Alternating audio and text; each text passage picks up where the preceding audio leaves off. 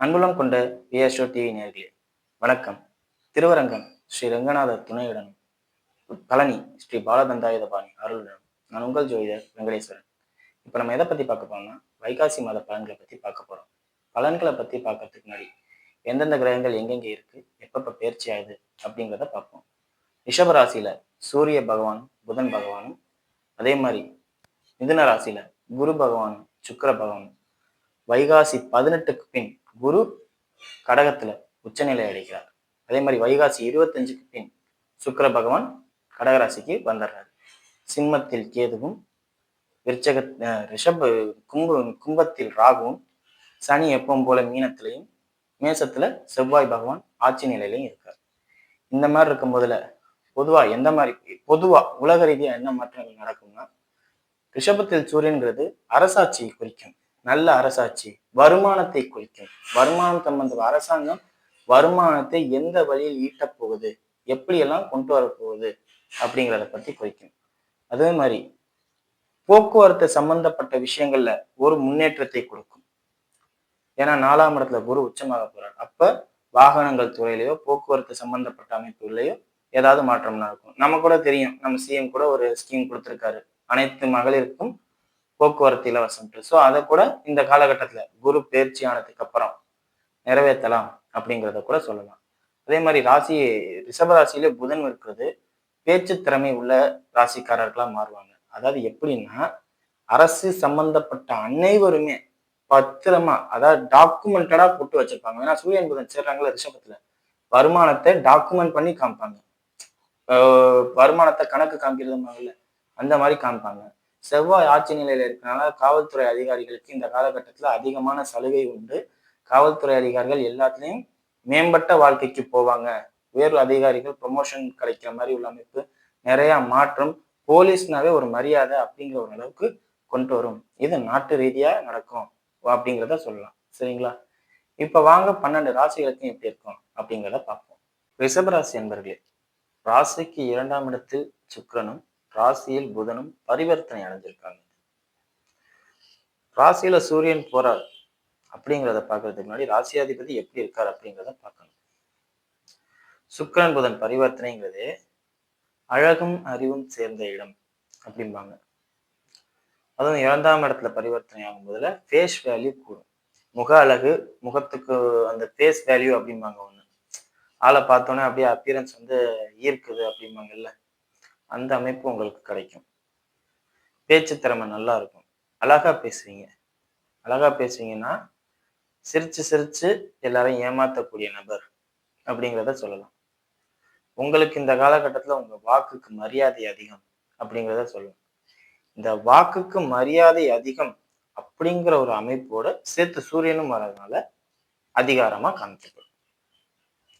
So இவர் சொன்னா செய்யணும், ஆர்டர் போடுற மாதிரி அப்படிங்கிற ஒரு அமைப்பை இந்த ஒரு மாசத்துக்கு கொடுக்கும். குறிப்பா வைகாசி 15 வரையும் கொடுக்கும். அந்த 15க்கு அப்புறமே புதன் ஆட்சி பலத்துலதான் வர்றாரு ஒழிய பாதிக்கல. சோ உங்க வாக்கு வன்மை அதிகமாகும், பேச்சுக்கு மதிப்பு உண்டு, கையில பணங்காசு வரும் அப்படிங்கிறத சொல்லலாம். பணம் சம்பாதிப்பதற்காக சிறிது சிறிது அலைச்சல்கள் இருக்கும். கொஞ்சம் தூரம் போயிட்டு வர மாதிரி அமைப்புகள் இருக்கும். காரணம் என்ன, சூரியன் 4ஆம் அதிபதியில உங்களுக்கு 4ஆம் அதிபதி ராசியில இருக்கும் போதே சிறிது பயணங்கள் ஏற்படுத்தி பணம் சம்பாதிக்கிற அமைப்பை கொடுக்கும், புதனோட சேர்ந்ததுனால.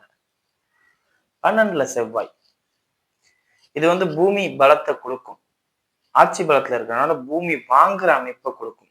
யாரும் விற்கணும்னு நினைச்சா கூட இந்த காலகட்டத்துல விற்க முடியுமாங்கிறத உறுதி சொல்ல முடியாது. ஏன்னா 12ல செவ்வாய் ஆட்சி பலங்கும் போதுல அது பலமாகிட்டு இருக்கு. எனக்கு அதனால லாபம் உண்டு, அது எனக்கு வருமான வரவு தானே ஒழிய செலவு இல்லை. 12ங்கிறது செலவு ஸ்தானம் தான். ஆட்சி பலம் வரும்போது அது வரவாகும், இன்வெஸ்ட்மெண்ட்டா மாறும்.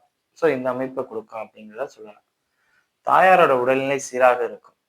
என்ன சொல்ல போனா ரத்தம் சூடாகும் அப்படிம்பாங்கல்ல, தாயாருக்கு இது நடக்கும். காரணம் என்ன, ராசியில சூரியனும் புதனும் சேர்க்கையும் சுக்கிரன் புதன் பரிவர்த்தனையும், சூரியன் அமர்ந்த வீடு பலமாயிருச்சு, ஸ்ட்ராங் ஆயிருச்சு அப்படிங்கிற ஒரு அமைப்பால தாயாரோட உடம்புல இந்த பிரச்சனைகள், ரத்த சோகை, இந்த மாதிரி ரத்தம் சம்பந்தப்பட்ட அமைப்பு பாதிப்பு இருந்த தாயாராக இருக்கும் பட்சத்தில் அவங்களோட உடல் நலம் நல்லா வரும், தேறி வரும் அப்படிங்கிறதே சொல்லலாம். சரிங்களா? மற்றபடி எந்த ஒரு பாதிப்பும் இல்லை, எல்லாமே நல்லா இருக்கு. அதிகப்படியானோர் பொதுவான ஒரு விஷயத்துல மாட்டுவீங்க.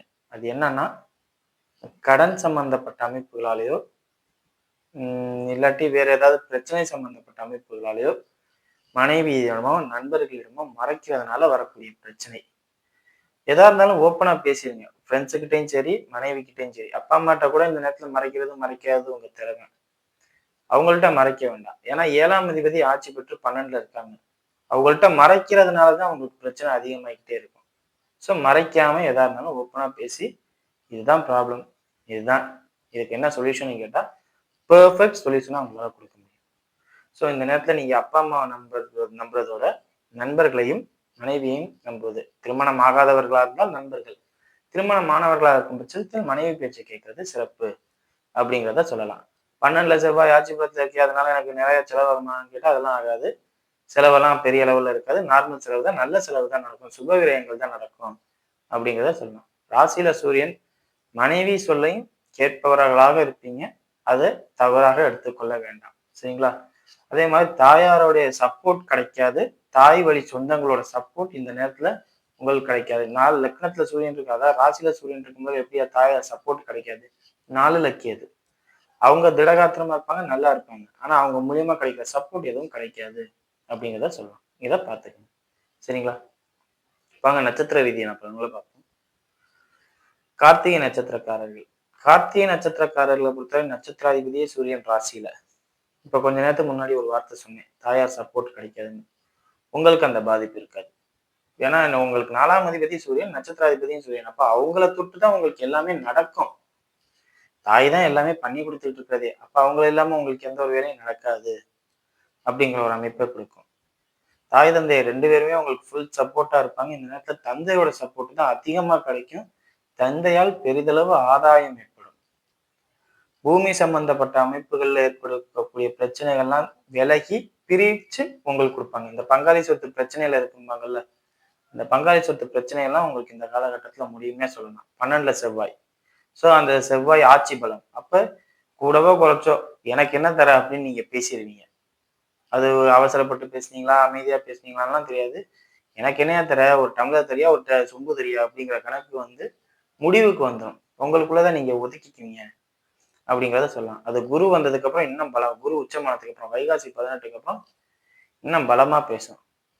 திருமணம் ஆகாதவர்களா இருக்கும் பட்சத்தில் திருமண அமைப்பு கைகூடி வரும். குரு 3ஆம் இடத்துல வராது அப்படிங்கிறதுனாலையும், 7ஆம் இடத்தை தொடர்பு கொள்றாரு அப்படிங்கிறதுனாலையும் திருமண அமைப்பு கைகூடி வரும் கார்த்திகை நட்சத்திரக்காரர்களுக்கு. சரிங்களா?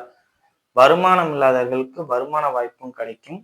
அதே மாதிரி கார்த்திகை நட்சத்திரக்காரர்களுக்கு இந்த நேரத்துல வேலை இல்லை அப்படின்னா, குரு ஆதிக்கத்துக்கு உட்பட்ட ஃபைனான்ஸ் ரிலேட்டடாவோ, மேரேஜ் புரோக்கர் ரிலேட்டடாவோ, இல்ல அடகு கடை, நகைக்கடை, மஞ்சள் சம்பந்தப்பட்ட பணிகள், ஆலய பணிகள், இந்த மாதிரி அமைப்புகள் எல்லாம் வேலை கிடைக்கும். கண்டிப்பா வைகாசி 18க்கு அப்புறம் இதெல்லாம் உங்களுக்கு கிடைக்கும்.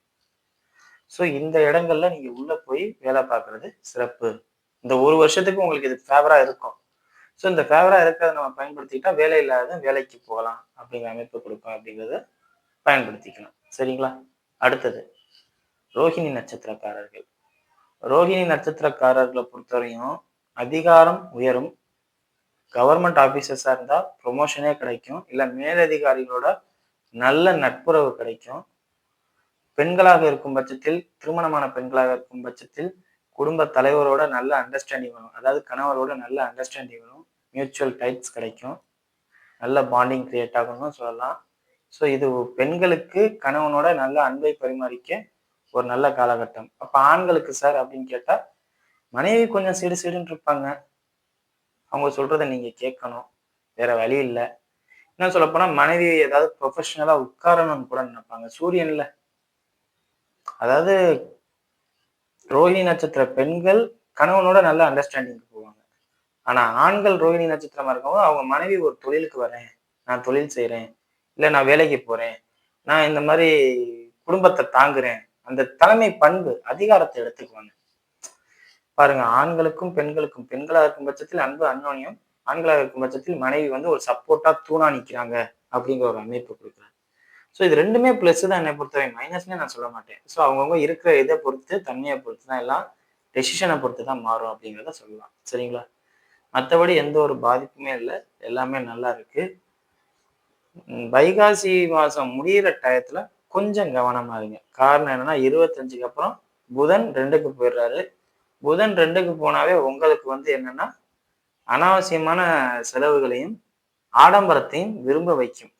இது எதார்த்தமாவே உங்களுக்கு இருக்கும். அனாவசியமான செலவும், ஆடம்பரமும் கொஞ்சம் பாதிப்பு தான். அத கொஞ்சம் பார்த்துக்கிறது நல்லது. அதே மாரி ரகசியமா எந்த ஒரு வேலையும் பார்க்கணும்னு நினைக்காதீங்க. அது இந்த நேரத்துல உங்களுக்கு ஒர்க் அவுட் ஆகாது. ரகசியமா பார்த்ததுனாலே அதனால பல சிக்கல்கள பார்ப்பீங்க. சரிங்களா? அடுத்தது மிருகசீரிஷ நட்சத்திரக்காரர்கள். மிருகசீரிஷ நட்சத்திரக்காரர்கள பொறுத்தவரையும் தந்தையிடம் இத்தனைடம் இந்த வாக்குவாதம் குறையும். ஏன்னா ராசியில சூரியன் வந்துட்டார்ல. சூரியன் தானே அப்பா. அப்படிங்கும்போது அப்பாவுக்கும் உங்களுக்கும் இந்த பிரச்சனைகள்லாம் குறையும். அப்பாவா நீங்க ஆயிருவீங்க. ஐ மீன் நீங்க உங்க அப்பாவுக்கு வழி நடத்துவீங்க. அவர் செய்ய முடியாத காரியங்கள கூட நீங்க செய்வீங்க அப்படிங்கிறத சொல்லலாம். அதே மாரி மேலதிகாரிகளுக்கும் உங்களுக்கும் இடையே இருந்த பிரச்சனைகள்லாம் கிளியர் ஆகும். ஒரு சாஃப்ட் நேச்சர் வரும். உங்கள புரிஞ்சுக்குவாங்க மேலதிகாரிகள், முதலாளிகள் உங்கள புரிஞ்சுக்குவாங்க அப்படிங்கிறத சொல்லலாம். அதே மாரி முதலாளிகளாக இருப்பவர்கள் இந்த நேரத்துல நல்ல ஆலோசனை கிடைக்கும் அப்படிங்கிறத சொல்லலாம். யாராவது ஒருத்தவங்க நல்லது பண்றவங்க, நல்ல ஆலோசனை சொல்றவங்க வருவாங்க. பெரும் பணம் கிடைக்கும். அதுவும் புதன் வந்து 2ஆம் இடத்துக்கு போகுது பார்த்தீங்களா? இந்த சுக்கிரன், புதன் சேர்க்கை வரும் பார்த்தீங்களா? அந்த காலகட்டத்தில வைகாசி 15க்கு அப்புறம். அந்த நேரத்தில பெரும் பணம் கையில கிடைக்கும். நிறைய சம்பாத்தியம் இருக்கும். லாபம் உண்டு அப்படிங்கிறத சொல்லலாம். சரிங்களா? அதே மாரி ராசிக்கு 12ல இருக்க செவ்வாய மட்டும் கொஞ்சம் கவனமா பார்த்துக்கங்க. உடம்புக்கு முக்கியத்துவம் குடுத்துருங்க. நான் எப்பவுமே பொதுவா சொல்றது அதான். 2வது கோபம், வேகம் கொஞ்சம் நிதானமா போறது நல்லது. அவசர அவசரமா அடிச்சு என்னால முடியும்டா, ஃபுல் டாப் கியர் போட்டு போடா அப்படின்னு உங்களுக்கு வாய்ப்பு, நல்ல நேரம் நடக்குது. டாப் கியர் போட்டு போற நேரம் தான். அப்படி போகும்போதெல்லாம் சடன் பிரேக் அடிக்கிற மாரி சூழ்நிலை வந்துச்சுன்னா, அப்படியே வண்டி கவுந்துரும். இது எல்லாருக்குமே வேகமா போறவங்களுக்கு நடக்குது. அதே தான் உங்களுக்கும் சொல்றேன். அவேர்னஸ்க்கு தான் சொல்றேனே ஒழிய, கெட்டது நடக்கும்னு நான் சொல்லல. ஃபுல்லா நல்லா இருக்கும் அப்படிங்கிறதே சொல்லலாம். சரிங்களா? மத்தபடி எந்த ஒரு பாதிப்பும் இல்ல. வீடியோ இப்ப தான் ஃபர்ஸ்ட் டைம் பார்க்குறதா இருந்தா, லைக்ஸ் பண்ணுங்க, ஷேர் பண்ணுங்க, கமெண்ட் பண்ணுங்க. சேனல மறக்காம சப்ஸ்கிரைப் பண்ணுங்க. வேற எதுவும் ஜோதிட ஆலோசனைக்கு கீழ உள்ள நம்பருக்கு கால் பண்ணுங்க. நன்றி.